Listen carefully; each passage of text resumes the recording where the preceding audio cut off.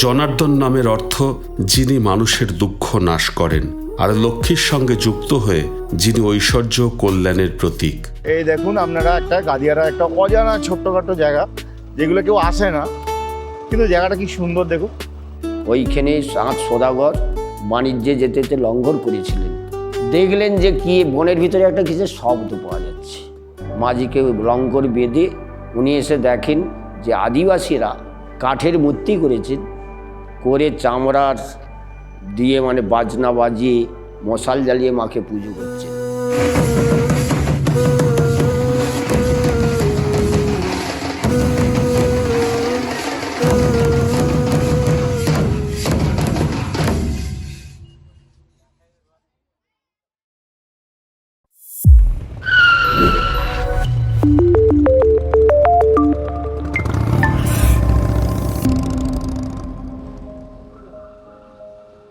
আমরা আপনাদের প্রিয় লাস্ট বেঞ্চার।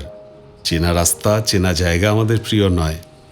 আমরা নিজেদের গন্তব্য খুঁজে নিই অচেনা অজানা পথের ভিতরে। পথ চলতে চলতেই আমরা নতুন পথের সন্ধান ঠিক খুঁজে পাই, আর সেই পথেই খুঁজে পাই মানুষের মনে লুকিয়ে থাকা ভবঘুরে মনটাকে। আমি নীলু, আজ আমার পিঠে সবার দুই লাস্ট বেঞ্চার দেবাশিস আর বিবেক।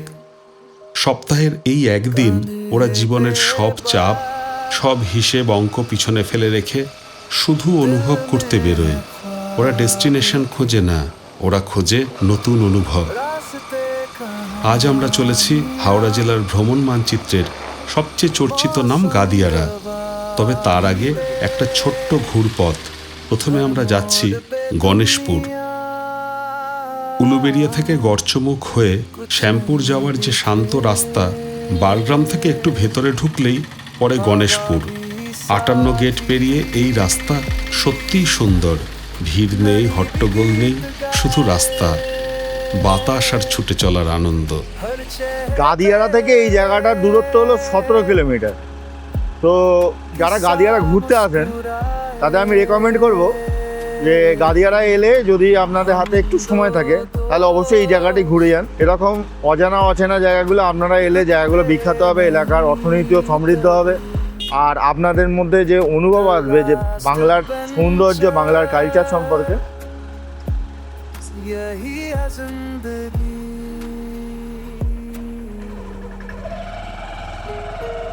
এটা লক্ষ্মী জনার্দনের মন্দির তো।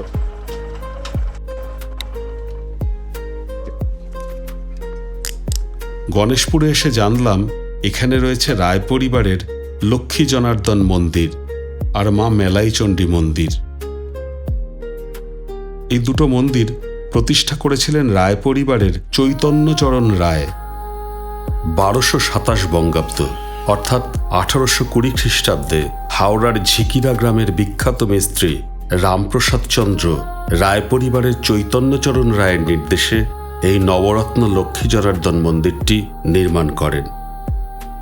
এই মন্দিরটি 19 শতকের বাংলার নবরত্ন স্থাপত্য রীতির এক উল্লেখযোগ্য নিদর্শন।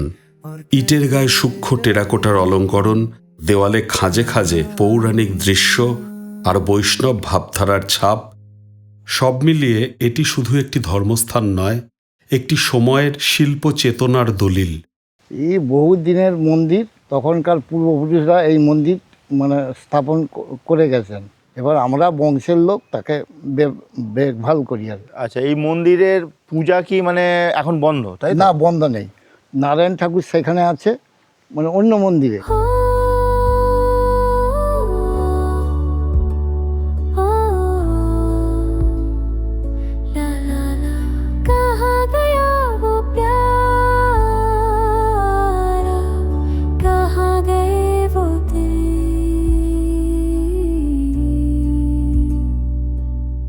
উৎসব হয় আমাদের এই ধরুন এই চৈত্র মাসের দিকে, এখানে গান টান, হরিনাম টাম এইসব হয়। আচ্ছা, হ্যাঁ, দিয়ে গ্রামের লোক সবাই আসে, খাওয়া দাওয়া সবই করা হয়।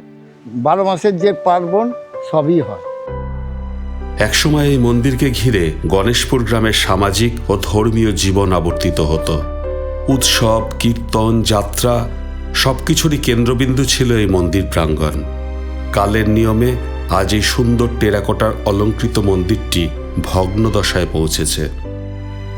অনেক অলঙ্করণ ক্ষয়প্রাপ্ত, কিছু অংশ হারিয়ে গেছে সময়ের গর্ভে।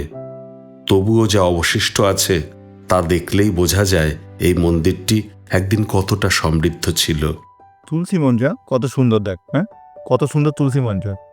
আগেকার দিনের এসব গাছগুলো দেখিস। पत्थरों की दीवारों में समय की छाप है, हर कोने में छुपा हुआ इतिहास का लाप है। এই নবরত্ন মন্দিরের মূল আরাধ্য দেবতা লক্ষ্মী জনার্দন, অর্থাৎ শ্রী বিষ্ণুর এক বৈষ্ণব রূপ। জনার্দন নামের অর্থ যিনি মানুষের দুঃখ নাশ করেন, আর লক্ষ্মীর সঙ্গে যুক্ত হয়ে যিনি ঐশ্বর্য ও কল্যাণের প্রতীক। এই অঞ্চলে লক্ষ্মী জনার্দন পূজা শুধু ধর্মীয় আচারে সীমাবদ্ধ ছিল না। গ্রামের মানুষ বিশ্বাস করতেন এই দেবতা তাদের সংসার, ফসল আর জীবনের ভারসাম্য রক্ষা করেন।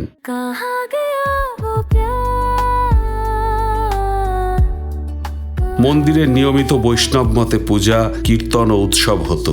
বিশেষ করে একাদশী ও দোল উৎসব তিথিগুলোতে এই মন্দির প্রাণ ফিরে পেত।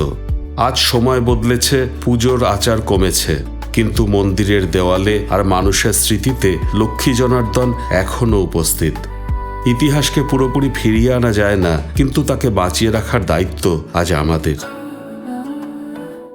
সুখবর, আজ সেই মন্দির পশ্চিমবঙ্গ হেরিটেজ কমিশনের তত্ত্বাবধানে সংস্কার হচ্ছে। সময় বদলালেও ইতিহাস নিজের জায়গায় দাঁড়িয়ে থাকে।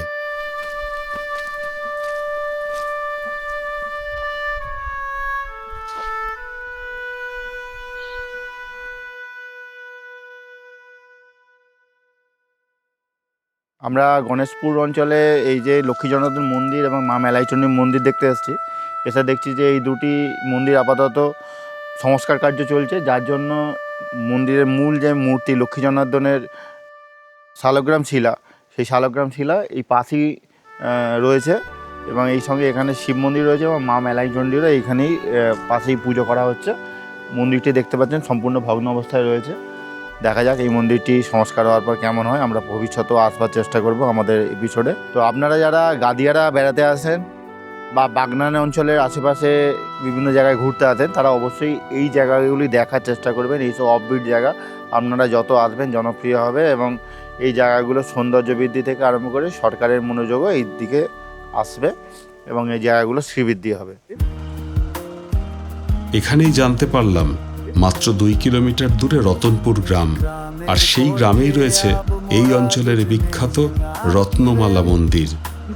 এত কাছে এসে না দেখলে লাস্ট বেঞ্চারদের মন মানে না। গ্রামের মেঠো পথ দিয়ে আমরা চলেছি। এটা মেঠো পথ বলা যাবে না ভাই, এখন সব ঢালাই পথ। হ্যাঁ, মেঠো আর বলা যাবে, বলার ঠিক হবে না। তবে গ্রামের পথ দিয়ে আমরা চলেছি রতনমালা মন্দির।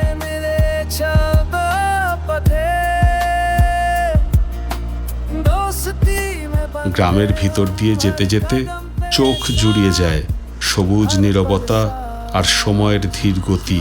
এগুলো তো শহরে পাওয়া যায় না। দিদি ভাই, রতনমালা মন্দির কোন দিকে?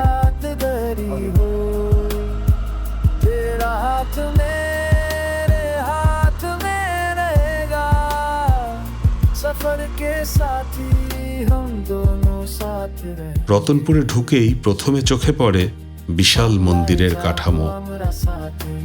बंगाल पहुंचेंगे साथ में, ग्राम देखब गुजर मिले, गावल देखेंगे साथ में, ये वादा। সামনে খোলা প্রাঙ্গণ, ডান দিকে একটি বিরাট দিঘি। শোনা যায় এই দিঘি নাকি প্রাচীন দামোদর নদের অংশ। এই পুকুরটা কি মন্দিরেরই পুকুর? মানে এই পুকুরের থেকেই মন্দিরের পুজোটা হয়। 108-এর ভেতরে এক রূপ। প্রথমে হচ্ছে মায়ের মূর্তি, মা ভবতারিণীর মূর্তি। ডান পাশে আছে শিব, বাঁ পাশে আছে ভৈরব। মা দাঁড়িয়ে আছেন কাল ভৈরবের উপরে। সামনে দুটো জয়া বিজয়া, দুপাশে দুটো বাঘ আছে। মায়ের বাহন সর্প আছে, মায়ের হাত দুটি। দেবী রত্নমালা দ্বিভুজা। এই মন্দির প্রায় 500 বছরের প্রাচীন। মা এখানকার খুবই জাগ্রত, অনেকের মনস্কামনা পূর্ণ করে। মা অনেক জায়গার বহু দূর থেকে লোক আসে পুজো দিতে। মা হচ্ছে জঙ্গলের ঠাকুর ছিলেন। এটা হচ্ছে নদী, দামোদর নদী। সব আদিবাসীদের বাস ছিল। এই যে অশ্বত্থ গাছটা দেখতে পাচ্ছেন, ওইখানে সাত সদাগর বাণিজ্যে যেতে যেতে লঙ্ঘর করেছিলেন। দেখলেন যে কি বনের ভিতরে একটা কিসের শব্দ পাওয়া যাচ্ছে। মাঝিকে লঙ্গর বেঁধে উনি এসে দেখেন যে আদিবাসীরা কাঠের মূর্তি করেছেন, করে চামড়ার দিয়ে মানে বাজনা বাজিয়ে মশাল জ্বালিয়ে মাকে পুজো করছেন।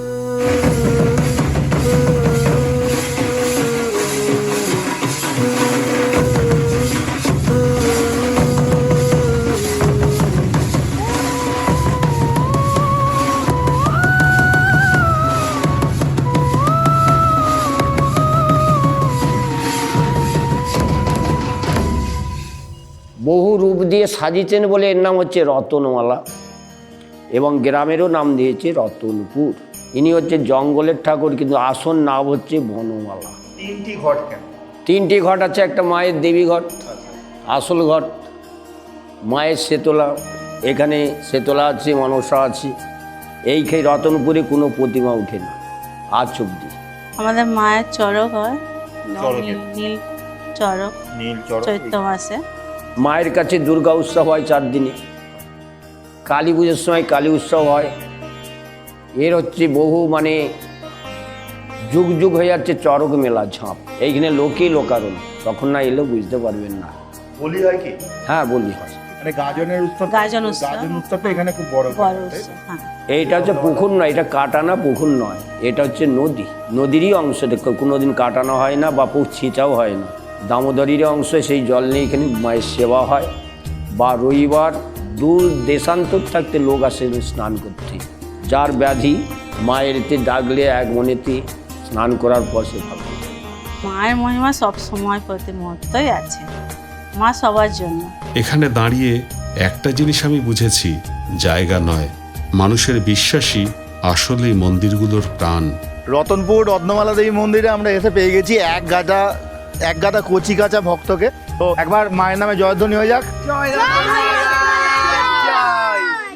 রতনপুর থেকে এবার রওনা দিলাম গাদিয়ারার দিকে, প্রায় 18 কিলোমিটার পথ। বাংলার এই ছোট ছোট গ্রামে কত সুন্দর সুন্দর দেখার মতো জিনিস রয়েছে।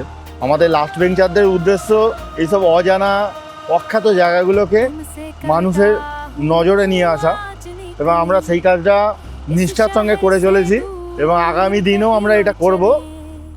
बस पकड़ कर धूल भरी सड़क पर बंगाल के खेतों में जाएंगे हम। हो गया है प्यार इस मिट्टी से नदी की আমরা এসে গেছি শ্যামপুর।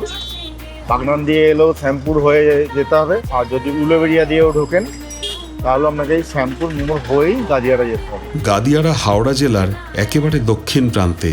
এখানে রূপনারায়ণ নদ আর গঙ্গা একে অপরের সঙ্গে মিলেছে। ওয়েলকাম টু গাদিয়ারা, গাদিয়ারা চরণে। এই হলো গাদিয়ারা বাস টার্মিনাস, সামনেই নদী। I love Gadiara. দুটি নদ নদীর মিলনস্থলে দাঁড়িয়ে থাকা পশ্চিমবঙ্গ সরকারের অতিথি নিবাস যেন সময়ের সাক্ষী। এটা হলো রূপনারায়ণ নদী, এই হলো গঙ্গা নদী, এই আসছে ওই ওদিকে চলে যাচ্ছে। ওটা হলো পূর্ব মেদিনীপুর, এটা হলো চৌষরনা, এটা হলো হাওড়া। এই তিনটে জায়গার মিলনস্থল এটা। গাদিয়ার একটা প্রাচীন ঐতিহাসিক দুর্গ ছিল এক সময়।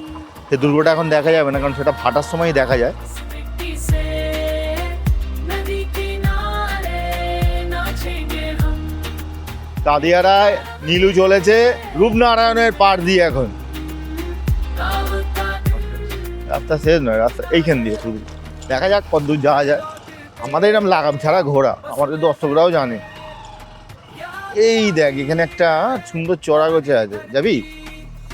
तुमसे कहता हूँ दोस्त मेरे, दल पे चलेंगे गाँव। বিবেক প্রস্তাব দিল অন্য পাড়ে লঞ্চে গেলে কেমন হয়। ওপারে আচ্ছা চল, দেখছি যদি টাইম হয় যেতেও পারি, কিন্তু গিয়ে করবিটা কি, যাবো আর আসবো। ঠিক আছে, ভ্রমণের অভিজ্ঞতা। ঠিক আছে, চলো দেখা যাক যদি টাইমে কুলে হবে। একটু ওখানটা গেলে ভালো হতো না, ওদিকটা তাহলে ওইটা দিয়ে ঘুরে যেতে হবে, এইটা দিয়ে যাওয়া যাবে না। না চরটা দিয়ে কাদা আছে। তুই গিয়ে দেখে নে, আমি কাদা দেখে নিয়েছি, মাটি নরম আছে।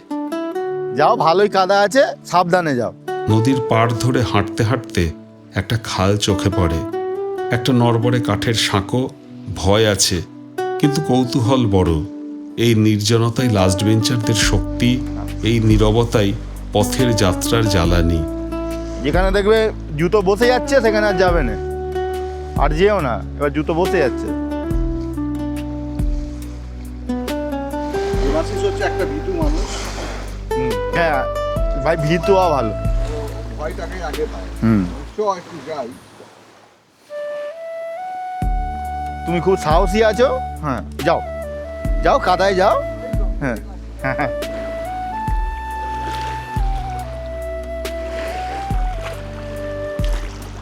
হ্যাঁ, এবার দেখাচ্ছে ক্রিয়েটিভনেস। হ্যাঁ দেখুন বিবেকের সেই ক্রিয়েটিভনেস। দেখবো এই জায়গাটা দর্শকদের চোখে কত ভালো লাগে, কমেন্ট আমি পাবো। কিন্তু বেশ জায়গাটা নির্জনতা, জায়গাটা সৌন্দর্য, এগুলো ভালো লাগে। এই রাস্তা, এই বাম দিকের রাস্তাটাই ঢুকে যাবো। হ্যাঁ একদম। আচ্ছা এটা দিয়ে কি বাইক চালায় না? ওইখানটা যাবো। বাইক নিয়ে যাওয়া যাবে তো?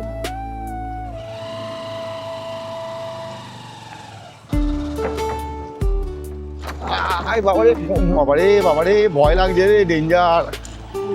আমি বললো এদিকটা আসবো। দেখ এই দেখুন আপনারা, একটা গাদিয়ারা একটা অজানা ছোট্টখাটো জায়গা, যেগুলো কেউ আসে না, কিন্তু জায়গাটা কি সুন্দর দেখুন। জাস্ট নদীর ধার দিয়ে আর একটু দূরে, একটু সামান্য পাড়ার ভেতরে ঢুকতে হলো, কিন্তু কি সুন্দর জায়গা। আজকের এই যাত্রায় দেখলাম প্রাচীন সনাতন ভারতের সঙ্গে আধুনিকতার এক নিঃশব্দ মেলবন্ধন। এখানে অবশ্য নতুন ইট, হ্যাঁ ভাঙা ইটের প্রতি একটু বিবেকের আকর্ষণ রয়েছে। নতুন ইটে আকর্ষণ নাও জন্মাতে পারে, একদম ভগবান জানে। তবে সুরকির রাস্তা তো বীরভূমের মতোই লাগছে।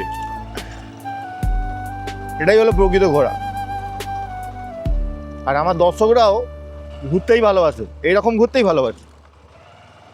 আপনারা কমেন্টে জানাবেন তো কে কে এইরকম আমাদের চ্যানেল দেখে ভালো লাগছে আপনাদের, এবং এরকম ঘোরাটাকে পছন্দ করছে, যে যেদিকে মন চায় সেদিকেই যাবো, ভালো লাগলেই হলো। হ্যাঁ বাউন্ডুলে টাইপের, এইটাই ব্যাপার। ফেরার পথে গড়চমুক, সুমনের বাড়ি, সঙ্গে চায়ের নিমন্ত্রণ। মাটির গন্ধে ভরা উঠোন, একটা অর্ধসমাপ্ত বৌদ্ধ মূর্তি। কাজ শেষ নয়, কিন্তু সৌন্দর্য থেমে নেই, জীবনটাও তো তাই। গাদিয়ারা থেকে ফেরার পথে আমরা এসেছি আমাদের পুরাতন বন্ধু, যাকে আপনারা গড়চমুখ এপিসোডে দেখেছেন, সেই সুমন সাহুর বাড়িতে। তো সুমন সাহুর হাতের কাজ একটা খুব সুন্দর হচ্ছে, সেটা আপনাদের না দেখিয়ে পারছি না। কত সুন্দর হাতের কাজ দেখুন। এই কাজটা কি মাটিরই হবে না এর ওপরে আর কিছু? কি না, ধরনের? এটা সম্পূর্ণ ফাইবার গ্লাসের কাজ হবে। ফাইবার গ্লাসের কাজ হবে, সেটা একটু আমাদের দর্শকদের বোঝাও যে কিভাবে হবে। কিভাবে বলতে, এটাকে প্রথমে প্যারিস দিয়ে ডাইস বানানো হবে, তারপরে রেজিনের কাজ হবে। এই ধরনের কাজ যদি আমার কোনো দর্শক বন্ধু ধরো তোমার কাছে করাতে চায়, তাহলে ধরো কীরকম এর খরচা পড়ে?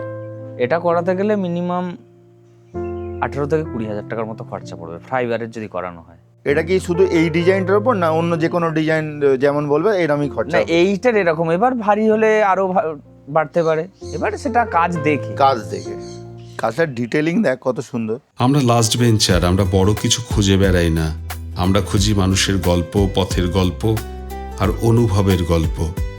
আজ এই পর্যন্তই। যদি আমাদের এই যাত্রা আপনাদের ভালো লাগে, পাশে থাকবেন, চ্যানেলটি সাবস্ক্রাইব করবেন, বন্ধুদের সঙ্গে শেয়ার করবেন। আবার দেখা হবে নতুন পথে, নতুন গল্পে। ভালো থাকবেন, সুস্থ থাকবেন।